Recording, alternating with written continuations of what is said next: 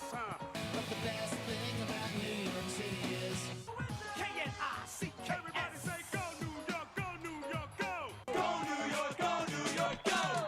Hey everybody, it is the New York Knicks podcast, episode 666, Number of the Beast. I am Jay. How you doing, Mark? Yeah, you ever have you have like a water bottle you use, like a refillable water bottle? Yeah. Yeah. So I have one. I always drink out of like a Gatorade one. And like how often do you clean your water bottle? Probably like once a week, but my wife will notice after like 2 days if I'm using the same one and grab it and wash it. So I have no idea when I last cleaned this. I just took the cap off and realized, holy crap, this is a little disgusting what I'm drinking from. So I am Mold. drinking straight cancer right now. Hopefully this works out for me. Anyway, sign of the beast, 666. 2025 has not been the Knicks season so far, or year so far. Doesn't it feel like we're doing like 2025 is almost like retro 2015 Knicks? I mean, We're suddenly bad. it's like the general mood of Knicks fans is not positive, but the Knicks have the sixth best record in the NBA. Yes, the Knicks had played a really good 2024. They had a 9-game winning streak. It's, Fifth best record, actually. So it's Okay. we're exactly halfway through the season. 26 wins. They're on pace for 52. It doesn't feel like it, but 52 is that's a good round. That would be wonderful. Yeah. They do have a harder schedule. I think the issues are, first off, teams, no matter how good they are, unless they're like an all-time great team, they usually have some struggles. They usually win a bunch of games, but lose 3 or 4 in a row also. Usually happens for every good team. It's a long season, 82 games. You're going to hit some rough patches where your shots aren't going down and just things aren't quite working out for you. We're in that sludge moment right now. We're about halfway. The Knicks are halfway through the season right now. It's been not a pretty week since the last show. Hasn't Knicks- been great, but we do have a Mitch update. Okay, just and since the last show, the Knicks got their ass kicked by the Thunder. Then I guess they beat the crap out of the Bucks. So I guess it's not a terrible week. And then embarrassingly have now lost twice to the Pistons at MSG. Mm-hmm. What is the Mitch update? So I don't know the Mitch update. Can I guess the Mitch update? Sure. They said Mitch has started started speed walking, but not yet jogging. And he posted something cryptic on Instagram, and we're not sure if he's going to war in the Ukraine. So the Knicks front office is very confident that he'll be back early next month. Okay. That sounds amazing. That sounds absolutely amazing. So probably All-Star break? Like right before he'll play like one game and then there'll be the All-Star break and he'll have a week off. Okay, he'll probably play after the All-Star break. Come on. Yeah. Okay. But either way, if he's back, it sounds like he will most likely be back at the latest right after the All-Star break. That's the rumor so far. Unless he has a setback, that's the general consensus. So Why would you even say that out loud, Jay? if the just being realistic, if the Knicks do decide to trade him, a 1-for-1 with Jonas does work on paper. Just saying. Yeah, I would rather you made Mitch. Sorry, go You'd rather Mitch. I thought you made a good point about the show on last week on the show about this, because we're not trying to win games in January or win games in February. We're trying to win games in April and May, of course, or May and June. We're also trying to make the best possible team. Mm-hmm. Valanciunas healthy versus a healthy Mitch. Healthy Mitch is clearly better. The question is Mitch going to be healthy? Our ceiling is just higher with Mitch. You can't just trade him for someone that's not going to be as good a player unless you really think Mitch there's no chance he's healthy for the playoffs. Right. Yeah. Jonas is a better offensive player, but Mitch is just a game changer on defense, and that's what the Knicks need right now. They need that. They need to have teams to be scared to go in the paint, and right now they're not. Right. If you add Jonas Valanciunas, they're a little bit better. Yeah, especially because he can play and Mitch can't play right now. Cleveland looks pretty good. I'm very confident against Cleveland if I have Mitch. If I have Valanciunas, I'm a little less confident. Yeah. It's not like Jonas is a defensive powerhouse. No, he's not at all. He could score. He could rebound, but I don't think more scoring is what the Knicks really need. So I would, assuming that Mitch is coming back healthy, I would rather just hold the line until he comes back. Right. And see Unless what's there's going a on. trade that looks so good. Yeah, you really want to win this season, you're better off seeing if Mitch can get healthy, seeing what he can do, and then if he's not healthy for the playoffs or it just doesn't work out, try to figure things out in the offseason. But right now, it doesn't seem like a great move. Like there aren't great options right now. And Mitch was just unlucky. Like Embiid, grabbed his ankle. If that doesn't happen, I don't even think we're in this position. I don't think we're having this conversation. So Embiid is the jackass, but even that move, it wasn't. It was obviously trying to foul him, but it wasn't. Embiid didn't think he was going to injure him. No one thought that would be he's out for most of next season type injury. no, but Embiid was completely jackass. reckless that entire series. Like he could have injured 3 different Knicks. I also don't know why he didn't get suspended for at least a game in that series. Like it just you do a play that's really reckless that injures another player, you should at least miss one game. What about 5 reckless plays that almost injured 3 different starters? Let's not revisit. I know. So Knicks Muse, this was a Bleacher Report proposed the trade. I saw it on when Knicks Muse posted it. But basically, there was the Mitch Robinson trade. It was the Knicks received Torrey Craig, Javon Carter, Chris Duarte, and a 2021 second-round pick via Sacramento. For who? For Mitch. What does that do? I have no idea. It's just Bleacher Report needs content. It's just okay, this works in the trade machine, so we'll just print that. Javon Carter, Duarte, the second-round pick, are completely meaningless. Torrey Craig is decent. I'd add him to the team, but you'd much rather have a healthy Mitch or an 80% Mitch than getting Torrey Craig. That would make a huge... It doesn't make any sense. That just seems like we found something that works in the trade machine and Knicks get us. My understanding of Bleacher Report is we need content all the time, and sometimes it's better to post stupid content because it gets more clicks. Yeah. But I unfortunately, I think a lot of outlets are just doing that. Like, let's just make something dumb and annoying so people spread it around, and we don't care if it's negative clicks. We're getting the clicks, so... Right. You feel like you submit something. I mean, Bleacher Report, I guess there's lots of people write for it and they post lots of stuff. And they probably make a lot of money and blah, blah, blah. But I imagine, you go to your editor at Bleacher Report, you're like, I've got this trade, Mitch for whatever it is. And the guy's like, I needed to dumb it down a little bit. What about this one? Well, that's too absurd. It has to be between absurd and a good idea. Right. That's our market here. I mean, Rolling Stone does that with music. They'll have a list of, the best rock singers, and they'll have Kurt Cobain as number 5, and I'm like, he's not even a good singer, and you have him as the greatest of all time. Right, the greatest singer of all time, and you're like, oh, Paul McCartney's number 2 and number 1 is Pink. Right. Okay, thank you, Rolling Stone. Yeah, that definitely wasn't for page clicks. Yeah. I just made that one up, but they do stuff just you want to get make some noise. Okay. And people are losing their minds also online about the minutes still.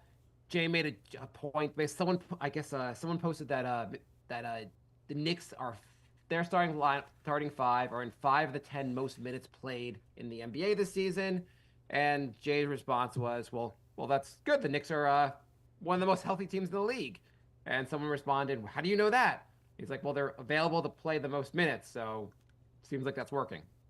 Yeah. I mean, if you want to be the minutes please, go by minutes per game, not total minutes played, because somebody could play 45 minutes a game, but they're hurt and they play 6 games, and you're like, whoa, guys are a little banged up, but guys are a little banged up on every team. Whether you play 36 minutes a game or 42 minutes a game, guys are going to be banged up. It's a long season. Guys are going to miss a couple games. Most people are not Iron Men like Mikal Bridges.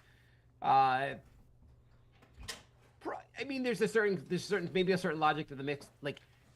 If Bridges averaged 37 minutes instead of 39 minutes a game, that'd make a huge difference most of the time. I don't think it would make a huge difference, but it would calm people down, I guess. But if you want to kind of side with the minutes police a little bit, let's say your thumb is basically broken. Should you play the rest of the game against the Pistons? Right. That's where I was like, get him out of there. At first, I thought, okay, it's he taped it up, we're okay, and then Towns like receives a pass, and he's like putting his hand behind his back, and I'm like, okay, this is let's not do this. Towns called to be taken off the floor so his thumb could be wrapped. Which is that point, I'd say it's game 41 of the season. How about we wrap you and you sit down the rest of the night? But they put him back out there. The ball gets knocked out of his hands, and when the player strips him, they hit his thumb. Towns looked like he was shot with a gun. He was in so much pain and just stayed out on the floor. Towns is really tough, but Tibbs, sometimes I'm like, this is idiotic. The guy is injured. You need him. You do not need him having a broken thumb and missing a big up or like a sprained thumb and missing part of the season. Right, exactly. So we have no thumb update. No thumb update. Towns may not have maybe the thumb was removed. I don't know. Towns was asked about the thumb, and he just keeps saying it is what it is. And They asked Towns about his thumb. His response was, "I have 9 other fingers." Great. I made that up, but you don't need a thumb to play basketball. I'm so good I can do it with 9 fingers. It's fine. So I mean he went for a dunk and his finger jammed against the backboard. Just one of those fluke, random things that happens. I can't tell you how often I go for a dunk and I jam my finger against the backboard. I know. It's just all the time. Somebody hit my head against the rim. Sometimes they just jump over the basket. It's what happens when you have a 40-inch vertical. It's a tough life. Yeah. So do you want to anything you want to mention from the games this week? So the Thunder game, the Knicks did not show up and they got crushed. Yeah, they just got trounced. I mean, that was a blowout from the first quarter. That was just not a fun game. No, Knicks. I mean, on a positive note, the Knicks minutes. Tibbs really limited the minutes that night because everybody got their ass kicked. He did. We saw Huck Porty get 13 minutes. Shamet played. The bench really got a lot of minutes that night. So, is the minutes police probably are like, good job, Tibbs.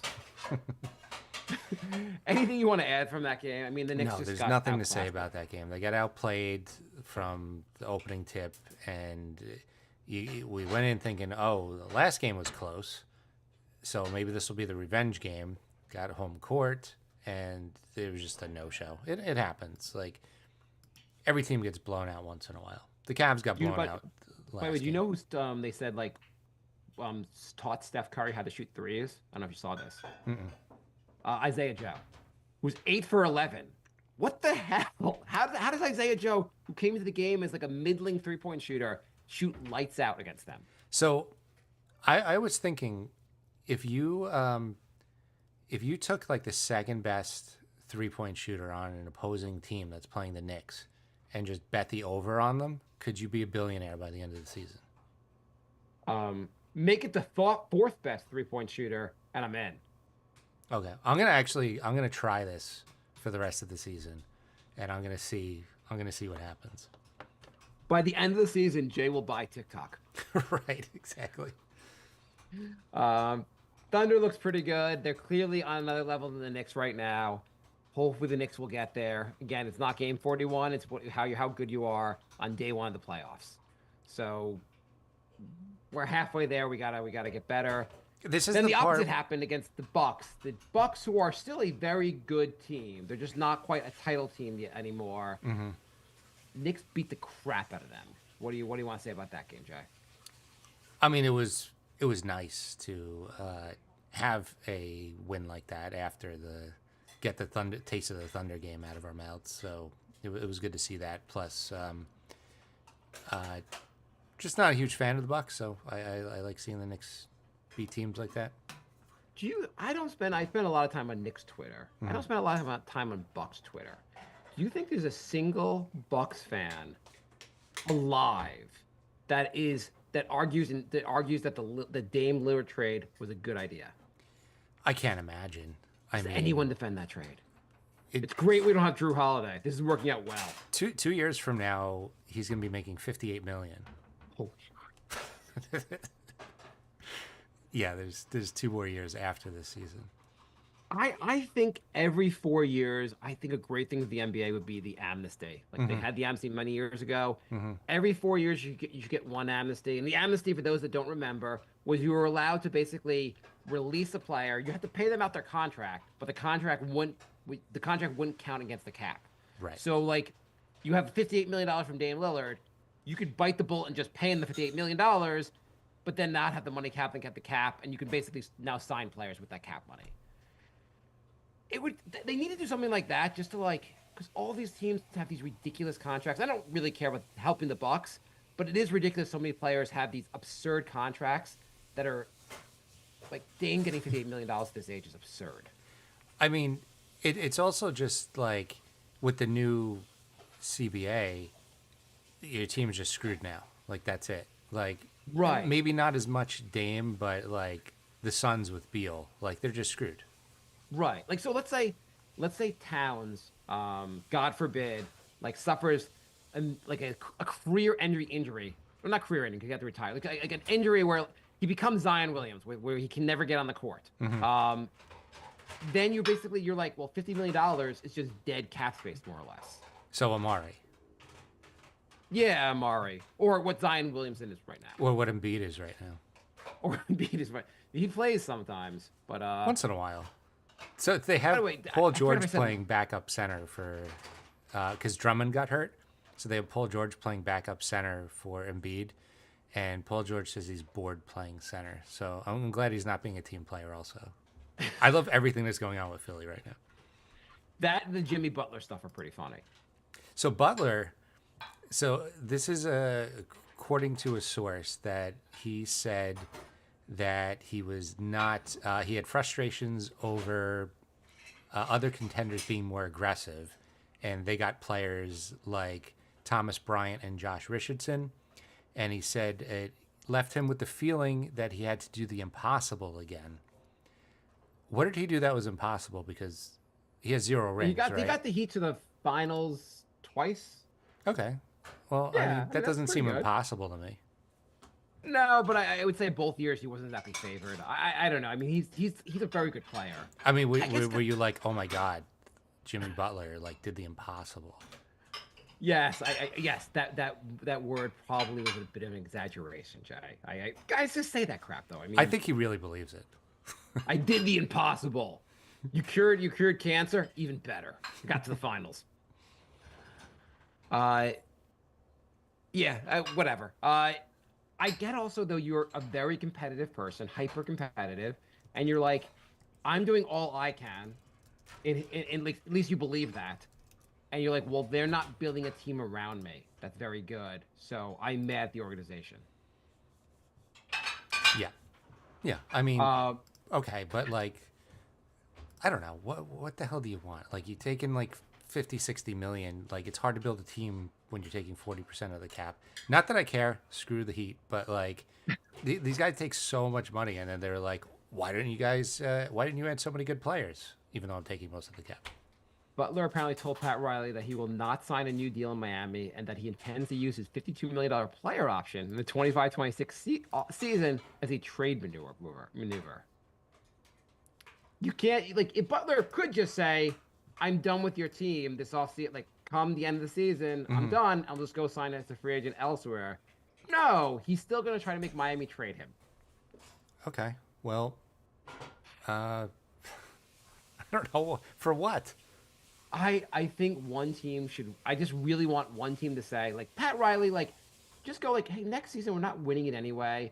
Hey, Jimmy Butler, you want to sign for $52 million and you want to demand a trade? Well, you're signing that money. You're supposed to play for us. Either play for us or sit at home and waste one of the last years of your career. Yep.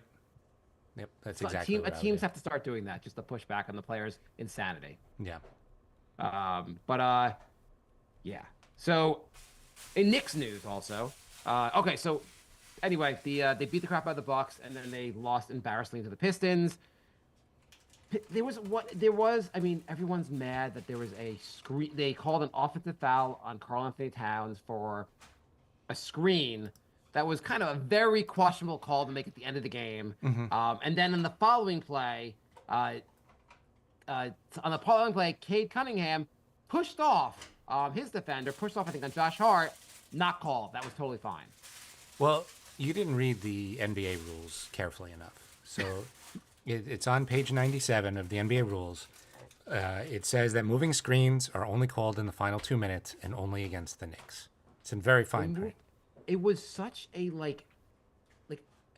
it wasn't like a big moving screen. It was kind of ridiculous. There's also another moving screen they called on Cat earlier in the game, which Cat was holding the ball. He turns, the defender runs into him, and his moving screen is called on him. I'm like, he's holding the ball. How can a moving screen be called on the guy holding the ball?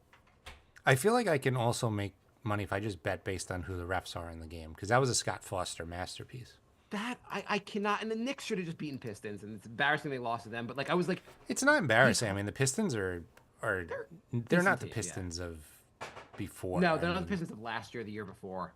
They're above Monty 500. Williams did a terrible job there because they're not Monty Williams. But who's coach now? It's Monty Williams was last year, and who they got? They got the guy from the Pistons, not from the Pistons, from the Suns. Yeah, wasn't that Monty Williams? Oh, who's the coach now? It was Monty Williams, and then they fired him, and They fired then him. they got a lot better. Bickerstaff. Mm-hmm. Yes, from the Cavs. Bickerstaff was from the Cavs. He's doing a great job there. They Yeah. added some vets. They're a much better team than last year. Blah, blah, blah. Great, and Kate Cunningham's playing better, and Jalen Duren's playing better, and blah, blah, blah. F them. The Knicks should have goddamn beaten them. They should have. They should have. I'm Yeah. just saying, it's not embarrassing though. I mean, they are No, not 8-2 embarrassing. in You're their right, not last embarrassing. 10. They're like a legit team now. Kate is really good. Malik Beasley is apparently dynamite from 3 against the Knicks. Yeah. Still very frustrating, but it just seemed like you're calling this like a very ticky-tack moving screen on Cat towards the end of the game, and then the following play. I don't need a push-off called by Cade Cunningham, but if you're gonna call on one end, then call the ticky-tack crap on the other end because Cade Cunningham clearly pushed off. Yeah. Whatever. They lost the game. Anything else you want to add about this last night's game, which was really annoying? By the way, OG Anunoby, what happened to his offense? It's been really bad. He's had one good offensive game in the last 5. I don't know. I mean, Mikal Bridges had a great game last night in terms of offense. I mean, he was bad the game before. OG, remember last year when they were the concern about him signing, or in Toronto, he wanted a bigger offensive role, and then the people were worried that his offensive role wouldn't be big enough in New York, or else he wouldn't sign. Then the Knicks obviously gave him a ton of money. Can we see this bigger offensive role he wanted? So, twice during losses, Hart made a reference to leaving agendas and egos at the door, keeping them in check. Do you think he's kind of talking about OG there? Because I can't imagine. No, it's all about Jericho Sims, who's on the trade block.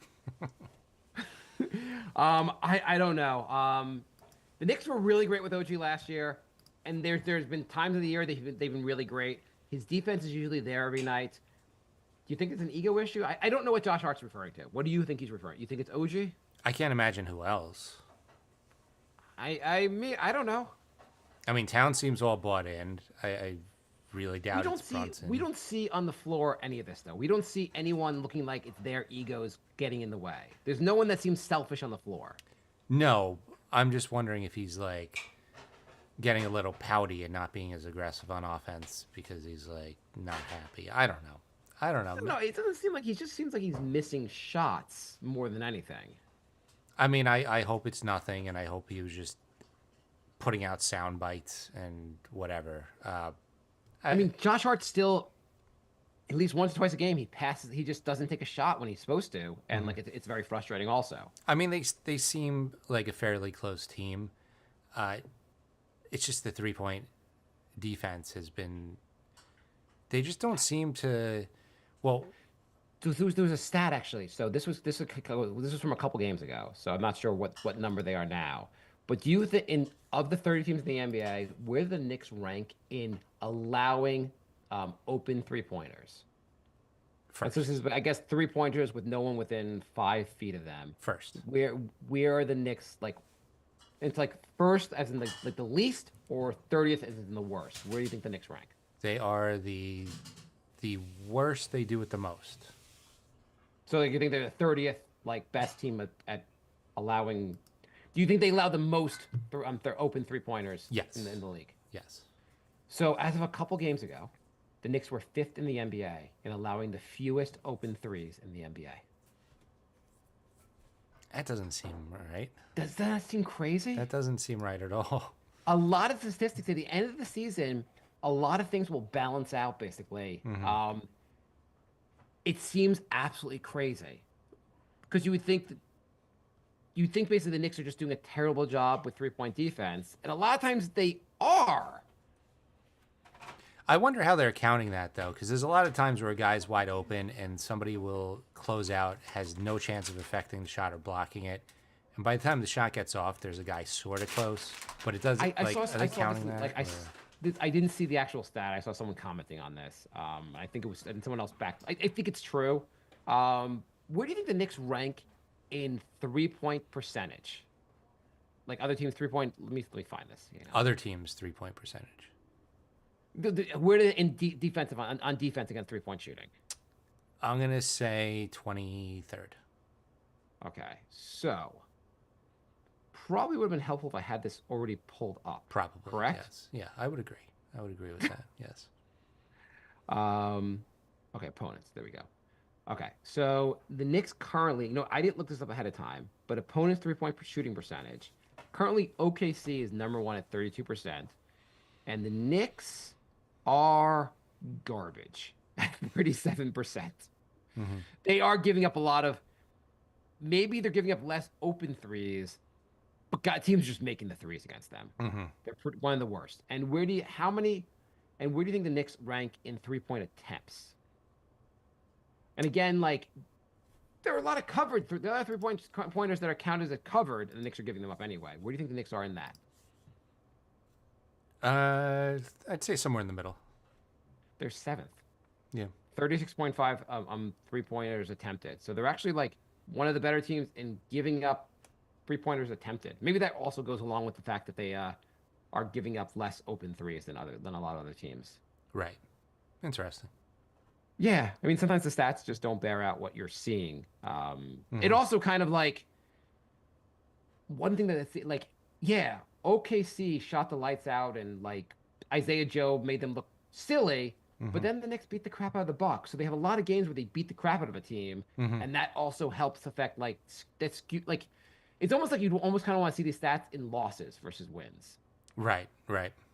Yeah, it makes sense. I mean, there is a stat where if Towns hits two or more threes, the Knicks are like 17-4 or something, and if he hits less, they're like they've hardly won at all. So by the way, you may ask why Knicks fans are frustrated, and a lot of it goes to the fact that like the Knicks have an amazing record if you have a losing record, and a terrible record against teams that are over 500. Well, I think it's also that for the first time in a long time, the Knicks actually have championship aspirations, and so when you go in and you saw what happened last January, and you're just, I think people were expecting the Knicks to be more dominant and not like especially up and after down. you made 2 all-in moves. Right. Before it was like we have a treasure trove, we have so many draft picks. Holy crap, we could trade for anyone in the NBA. Now we're like, this is it. Yeah. Could you spare a tall power forward? Could you spare a center, sir? Yeah. We don't have much in terms of trade assets anymore. No. Unless you're gonna, outside we have a core 5, and the assets go downhill from there. Speaking of trade assets, it looks like Sims is getting traded. 2 blowouts, OKC and Milwaukee. Everybody plays. Toppin plays like 6 minutes. Sims does not. And the last game he was in a suit. They said back spasms, but it looks like he's being shopped around. I don't know what you're getting. Sims has a $2 million salary. So they're trying to do a 1-for-1 Anthony Davis for Jericho Sims. I don't think the money works, so it probably won't work out, but that's what they're trying to do. Yeah. So I wouldn't expect anything too exciting as far as that goes. That might be their only move for the trade deadline. Well, it sounds like if they cut his salary earlier, maybe they can bring on TJ Warren sooner. They have very limited ability, or just cut it and see who else is available post trade deadline. Yeah. That's really it, basically. The Knicks are just they do not want to go to the second apron. At least this season. Maybe they'll go all in next year for the second apron, but right now they don't feel like they're close enough to make that all in move to go. And it's not even an all in move at this point. All in like they don't want to make that extra move basically because they're not confident enough in this team just yet. Well, I've said it before. I mean, a month from now they could have Mitch and TJ Warren, and they have a legit like 9-10 man rotation, and life is good. So right, they could look a lot better. This isn't the final product. This isn't what it's going to look like. Hopefully at the end of the season. So let's just calm down. The Knicks are in third. I don't think they're in danger of falling out of third. Okay. Let's go some questions. Daniel writes, this is on Facebook. Or maybe this is on Twitter. I think Facebook. Do you people really think this version of the Knicks can contend this year? I never thought that. Bench is terrible, defense is terrible. In my mind, this year's team needs time to gel, and Leon needs to get more pieces on the bench. I don't see how they can do this year. I hope I'm wrong, but the inconsistencies have been too many. Thanks. Great show, as always. Thank you. I still think they have enough. It just depends who's around. If everybody's healthy come playoffs, that's what it always comes down to. I genuinely think the Knicks have a championship caliber roster if they have Mitch and whatever they add, be it TJ Warren or whatever, and everybody's healthy going in. For the most part, the teams that are in the finals or even the conference finals are usually pretty healthy. That's part of getting there. It almost always comes down to that. If you can keep your starting lineup or even 4 out of your top 5 guys, you usually go far in the playoffs. And that's just... I mean, it's not...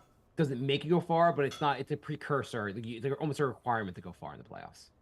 Yeah, I mean, after the Cavs and the Celtics, most of the teams in the East are very top-heavy.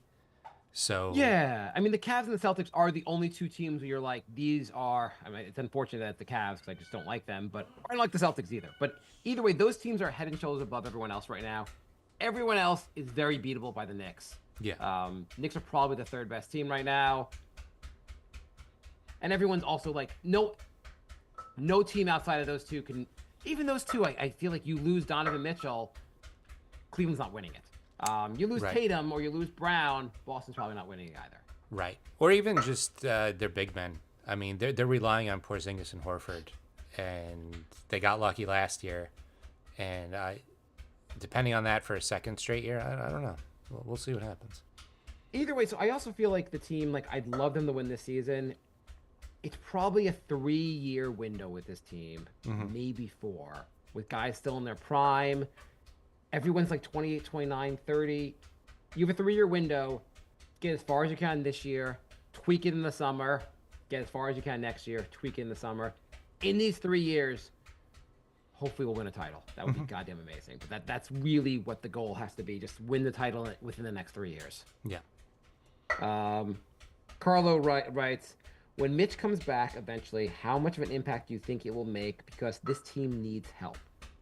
I think it'll make a huge impact. I really do. If he's Mitch, healthy Mitch, basically, he is a defensive force. He is a top 10 defensive player in the NBA. It makes a giant difference. Like, he'll have to gel with this team also. But I feel like you feel like Towns will be able to play next to him. I feel like Towns will be able to play next to him. I also feel like he could also spell Towns a little bit. So maybe Towns plays 5 less minutes. And OG plays a few less minutes when you're playing, because you're playing Towns and Mitch at the same time. I mean, as much as I love Precious, Mitch is also a huge upgrade over Precious. And Precious can still play some to spell OG or Josh Hart, say. Absolutely. But it's a huge. The Knicks don't have a rim protector out there. The closest thing they have right now is. They don't have a rim protector. Just flat out, they don't have a rim protector. So even if he only plays 24 minutes, you have half the game of elite rim protection when he comes back. Yeah, that'll be a big difference. And like his you watch the team now, and I'm like, you know what would be awesome? To see some offensive rebounds. Yeah. Yeah. By the way, they had a stat last night in the game, which I thought was cool. I forget the exact number, but Josh Hart has the most loose balls recovered in the NBA this year. I mean, he is the definition of a hustle guy. Yeah, he really is. And by the way, I please stop putting out articles talking about trading Josh Hart, because he'll see like the most tradable of the big five of our five. It is insane for chemistry and just making the team good to get rid of Josh Hart. Every championship team has a intangibles guy that maybe doesn't show up as much in the box score, but is vital to the team, and he's that guy. Here's the trade proposed by SportingNews.com. I'm sure it'll be. Knicks may cut ties with irreplaceable $80 million guard, obviously it's Josh Hart, in favor of Zion Williamson. Dumbest, just the dumbest. You know what? If the Knicks make that move during this season, we'll end the show early. Yeah. We'll just call it. We're like, we're gonna do the end to the end of the season. This is too much. We're done. Thank you. Yeah. Remember also when everyone wanted us to do, wanted the Knicks to do, have a big three of Zion Williamson, R.J. Barrett, and Cam Reddish, just send you to the lottery every season. That's like a 9-win team. That is a horrible idea. Yeah. Next question. Tristan writes, any idea what the Knicks need to do to win a close game? They just lack defense, in my view.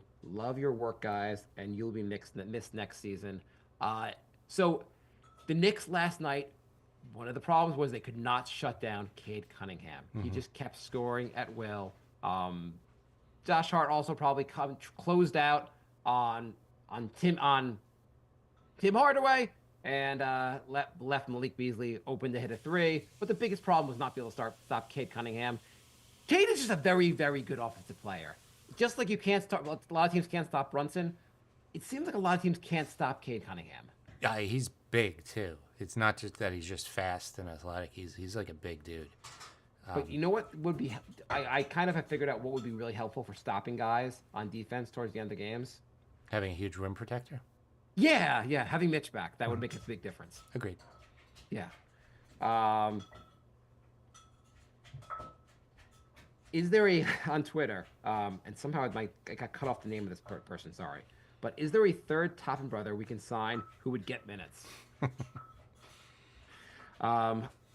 IME Radio writes, I know it's too early, but would you have rather the team kept everyone together from last season with the draft picks and just keep trying to improve with rookies and free agents, or do what they did this season? When I see what OKC did, I'm wondering if that was a better approach.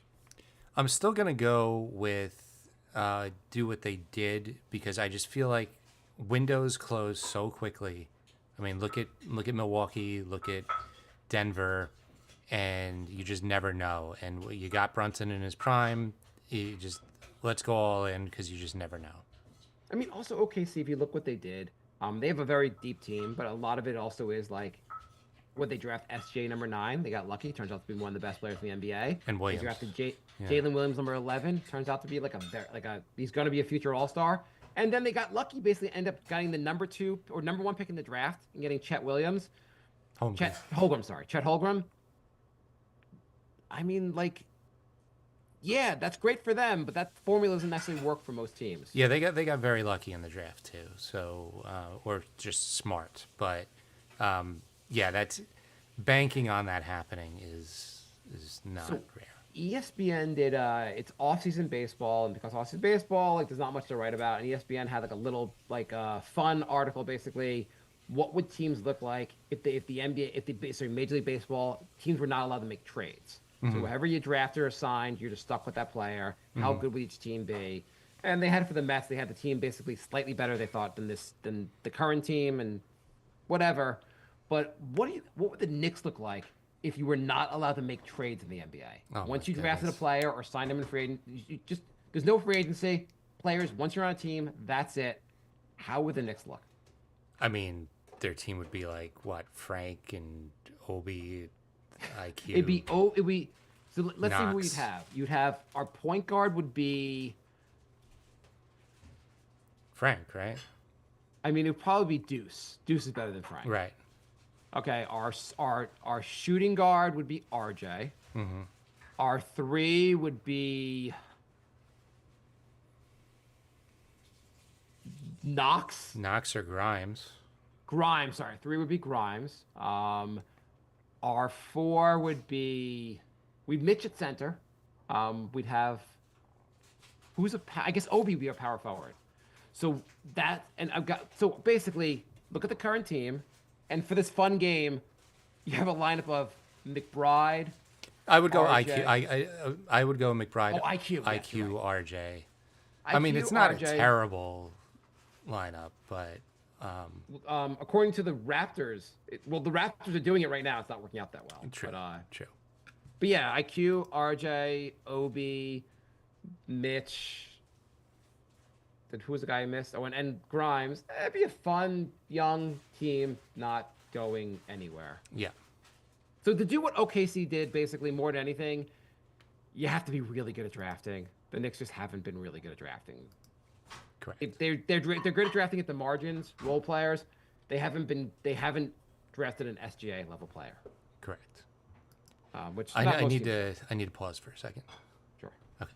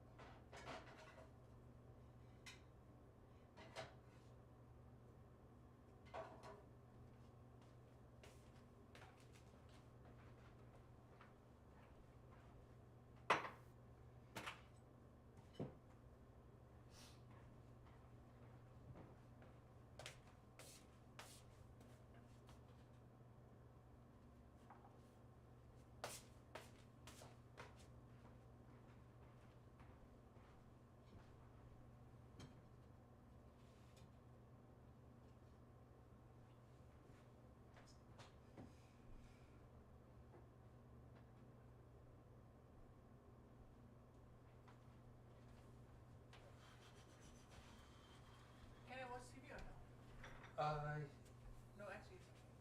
Yeah. Well, we're on the last question. Hello. Yeah, we can be done in like 5 minutes. Okay. We only have a couple more questions. Okay. You ready? Yeah. All right. Okay. Yeah. Ugg as an influencer writes, how can we stop Tibbs taking a nap in the third quarter? Remove the halftime pizza and beer from the locker room. Yeah, this team just kind of seems to like second halves aren't looking so good. It's more the fourth quarter. Like, Well, it was some games it's the third quarter, but yeah. for a while, the Knicks had a really good point differential for the third quarter, and like league worst fourth quarter. Rod C64 writes, we had the opportunity to hire Kenny Atkinson before he went to Cleveland. You have to find someone who will develop the young talent. The Knicks hired Tibbs instead of Kenny Atkinson. Atkinson seems like a great coach. Tibbs has done a very good job here. So, like, we really shouldn't be that mad that the Knicks got Tibbs instead of Atkinson. Yeah. And also, is Atkinson really doing, like, he's been there for half a season in Cleveland. Is he really developing the young talent, or do they just have a lot of talent? Right. Yeah, I mean, they were already like a, 48, 50 win team. So you know what's really one of the big issues with the bench is the Knicks haven't been able to draft players for the last 2 seasons. Before this year, they did 2 years without drafting a player. If you're not and there were good arguments. Basically, they traded draft picks to get Josh Hart. They traded picks to get so they can get Brunson and so forth. But still, not having picks hurts your player development more than anything. Right. As much as we like Kolek and Hukporty, these guys are like second rounders that most teams have a first rounder that they're trying to develop. Right, and also like if you want to give the Knicks the Knicks aren't developing players, the guys have been here for half a season. How many second rounders contribute that much to begin? Like those guys, like maybe Kolek will have a good NBA career, but it's very likely it's going to take a while for him to like really develop. No one's developing him in a half a season. Right. Agreed. And Buddy writes, also their double teaming and rotations on defense have been so bizarre, leaving the hottest shooter wide open for threes every game. I mean, they should know to just leave Hardaway open. Guy was bricking the entire game. Like, why are you even covering him? I mean, in fairness, he was completely open, so I understand Josh Hart's instinct to go get him. But that left Malik Beasley opened. Brian Brennan writes, increasingly disappointing is a little strong. Yeah, they've had some frustrating losses, but they are clearly a good team. It's not like the 21-22 season where they're going to miss the playoffs. That's totally fair. Yep. And then Rod C64 writes, this team boils down to coaching. When will they decide to move on from Tibbs instead of trying to bring in different players and keep getting the same results? The bench or the rookies will never develop under his tutelage. I'm not going to do this every episode. No, but I would say, I think he's done a good job in developing players. I would say if the Knicks have a first-round exit, there are only so many moves. I could see Leon saying, let's try someone else's coach. Yeah. I don't necessarily agree with it, but you could see why that would be the next, Bickerstaff did well in Cleveland, but they got rid of the coach. Before, I forget who was coaching Toronto before. Was it, who's coaching Toronto before they got Nick Nurse? I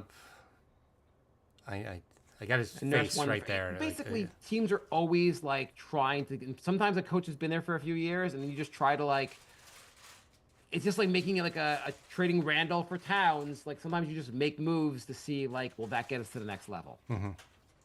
So, you think Tibbs is on the hot seat? No, I think he might be if they have a horrible playoff performance, but I don't think he's on the hot seat.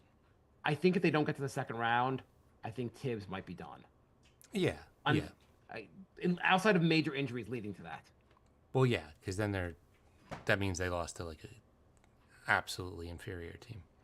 Yeah, I just think that you're always a little bit on the hot seat in the NBA. Buddy writes, Towns clearly and visibly was injured, yet Tibbs played him for 43 minutes. I love what Tibbs has done for this team, but there's no excuse for when he does shit like that. 100% agree. And then last question, Big Guy 52 writes, a healthy Mitch will eat up all those undersized bigs and allow the outside defenders to defend. It would make things easier having a rim protector. Yep. And we have one email. Sam writes, thoughts on these 3 trades? Mitch in a second for Isaiah Stewart. Isaiah Stewart is a very good player. He is a rim protector. What do you think, Jay? I think if you're worried about Mitch's health, you should look at Isaiah Stewart's games played. Oh, is it that bad? So last year he played 46, the year before 50. Yeah. I mean, he's also clearly Detroit has said he's not our future at center. Though they give him a decent contract. I mean, he's young. He played 68, 71 his first 2 years, but the last 2 years he's missed a ton of time. Okay, let's just say you can hope he's healthy, just like you could hope Mitch is healthy. What do you think of the move? I'd rather Mitch if they're both healthy. Yeah, a healthy Mitch is better. And what did Isaiah Stewart is probably healthier than Mitch? Right now, I guess I still roll my dice on the I higher think the Mi- higher ceiling I guy. think Mitch still played more games over the last 2 years. Okay. What's the next trade proposal? Mitch Deuce McHale for Zion. That's a good trade for trying to taste your own vomit in your mouth and then swallow it back. Yeah, I could not hate that one more. Yeah, don't I like that. can't take Zion on this team now. Well, also, like if you're worried about depth, doing a 3-for-1, now you literally have just 5 guys and like no bench. If the Pelicans have Zion on the roster next season, they should fire the GM. You And got to move him. You have to figure out a way to get out. Like the Zion, it's not going to work out. Move on from him. and the last one is McHale and Sims for Marcus Smart.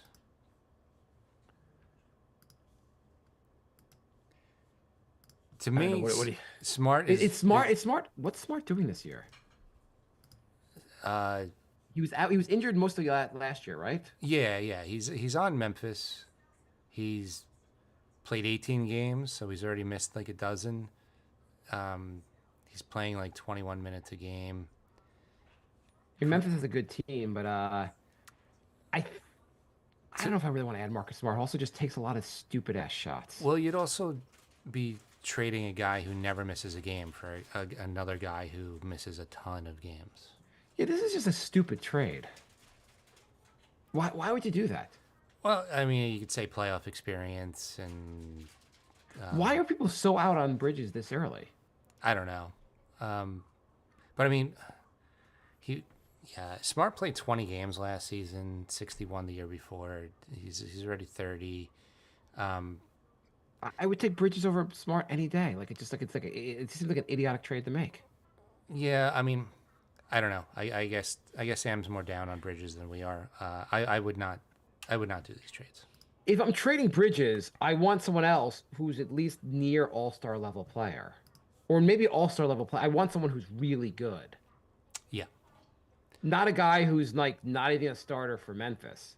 Yeah, I feel like talent-wise, all those would be downgrades too. So Right. I mean, Zion just doesn't play, so it doesn't. But also like if you're trading Bridges, like what are you doing? Like Bridges has a lot of potential. Like just kind of giving up on him just seems. How is that going to take you to the next level? I don't know. Like if you're packaging Bridges, somehow you're packaging Bridges and Josh Hart, and you're getting Giannis. Yeah, I get that. But the downgrade in talent doesn't make any sense. I mean, Boston said, "Hey, we need to move on from Smart if we want to win." Right. And then one. And then what? Yes. Thank you, Andrew. Dwayne Casey was the coach we were thinking of. Oh yeah. And who had a lot of success there, and they fired him because they were like, he's not getting us over the hump, and just that happens in the NBA. Yeah. So at some point, you might say Tibbs is not getting us over the hump. Maybe another guy has some ideas and could take him to the next level. Clearly, Kenny Atkinson is doing something right in Cleveland to maximize that roster. Yeah. So I don't know who the guy has to be or who he would be. I just think Tibbs, if the Knicks have a first round exit, Leon's gonna be like, well, how do we make the team better? We could go to the second apron and we can get a new coach. Yep. All right, so that's it for today. Do you want to do a quick predictions for the next week? We always do that. Yeah, it's gonna be an absolute mess on social media because of the teams the Knicks are playing. Okay, so we got before the next show, we have 4 games. We have Philadelphia, Minnesota, Atlanta, and Brooklyn. Every team is a team for Knicks Twitter to go crazy about and the Yeah. media go crazy about. Yeah. Philadelphia, obviously, a huge rivalry from in last year. Minnesota, of course, with Randall and Dante. Atlanta, fuck Atlanta. and Brooklyn because they're Brooklyn. What's the record going to be, Jay? As long as the thumb's okay, 4-0. Yeah, I like that. They should beat Philly. They can beat Minnesota. Got to get the revenge again against Trey. And Brooklyn's, come on. Yep. We can do this. Yep. All right, so we'll be talking about our 4-game win streak next episode. Yes, it will do. It will go from should the Knicks fire Tibbs and the minutes please to will the Knicks be a dynasty? So nyknickspodcast@gmail.com if you want to email us. nyknickspodcast on Facebook, Instagram, Twitter, and Patreon. We have a Discord if you want to chat during the games. The links are in the show notes. And that's it. So thanks for listening, everybody, and we'll see you next week.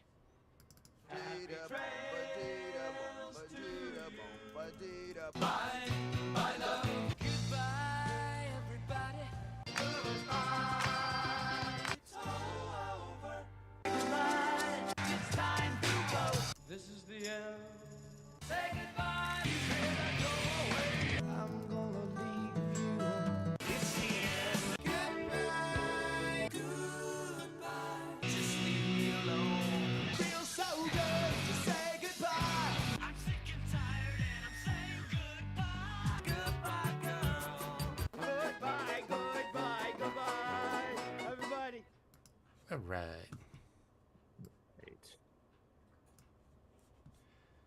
You ever listen to the Roommates podcast? I have never listened to it.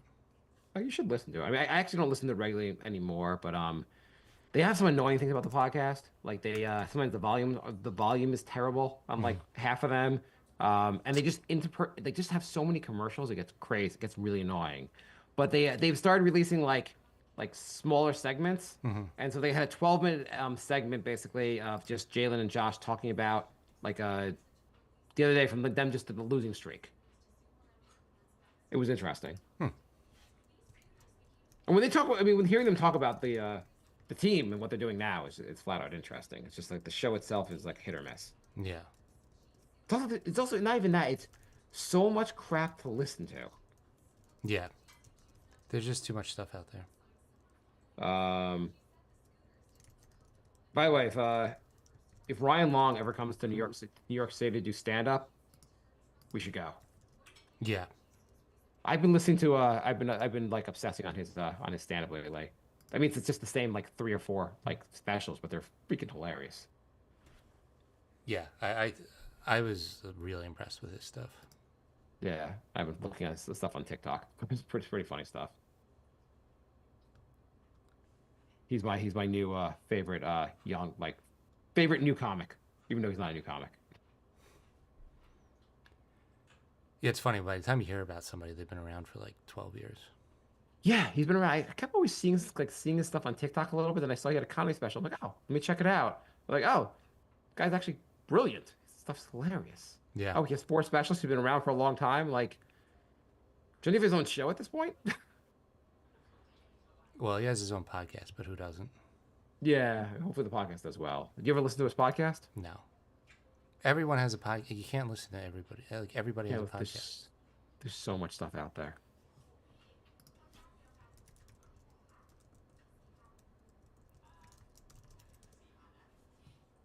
This guy is on Twitter telling me that Tibbs runs players into the ground. That's why Precious missed half the beginning of the season.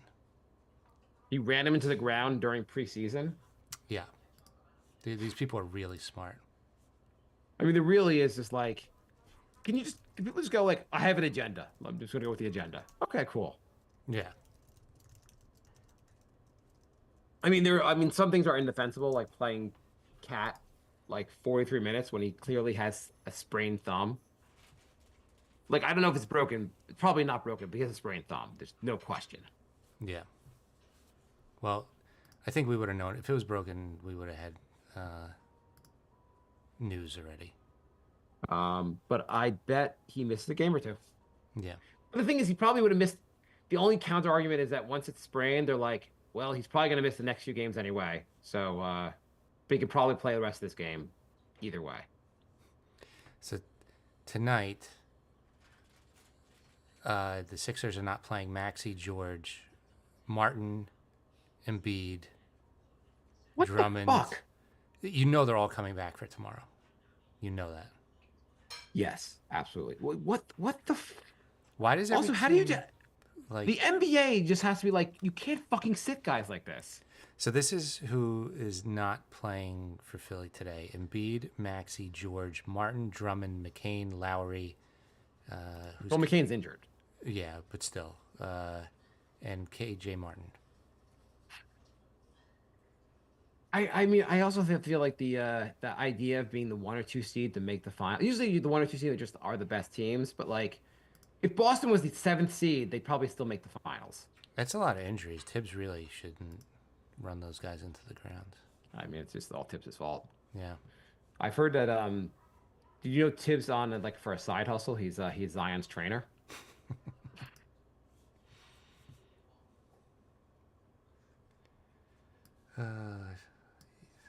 My understanding is Greg Oden credits Tibbs for his career. God, people don't understand that like Tibbs isn't like this evil guy who's like injuring players on purpose. You should just you should turn your obsession into like a new Twitter account called "Did Tibbs overplay this guy?" and just constantly post lineups for guys who are not playing that are not on the Knicks. All right, I'm going to get going. Okay, I will talk to you later. All right.